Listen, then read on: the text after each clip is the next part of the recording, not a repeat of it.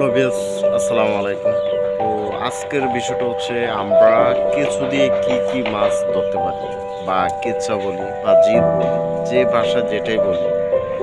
তো আসলে জির দিয়ে আমরা কি কি মাছ ধরতে পারি, বা কেঁচো দিয়ে কি কি মাছ ধরতে পারি। আসলে কেঁচো দিয়ে বিভিন্ন রকমের মাছ ধরা যায়, আর কেঁচো কিন্তু প্রত্যেকটা মাছে কেঁচো খায়।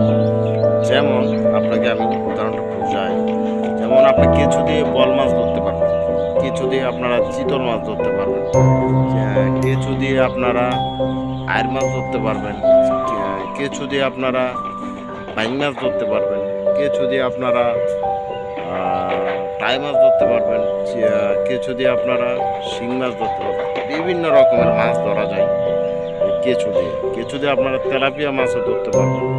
কেঁচো দিয়ে রুই মাছও খাই আমি অনেক বিগত আরো 2 বছর আগে। আমার পিছনে একটা লেক আছে, আমি আপনাদেরকে দেখাই।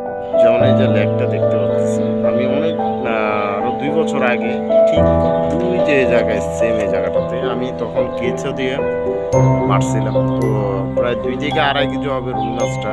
কেঁচোর মধ্যে যে রুই মাছ খাবে বা কেঁচার মধ্যে লাগবে, সেটা আমি কখনো কল্পনা করি নাই। এবার দেখলাম যে কেঁচোর মধ্যে রুই মাছ একটা লেগে গেল, 2-2.5 কেজি হবে। আমি তেলাপিয়াও ধরছি কেঁচা দিয়ে, আর বেশিরভাগ ধরছি যে মাল মাছ। বেশিরভাগ ধরছি মাল মাছ, বড় বড় মাল মাছ, 2 কেজি, 2.5 কেজি, 4 কেজি, ওরকম আমি ধরছি। যেমন লাল একটা কেঁচা আছে, একদম লাল, যেটা ওই কলা গাছের ভিতরে থাকে।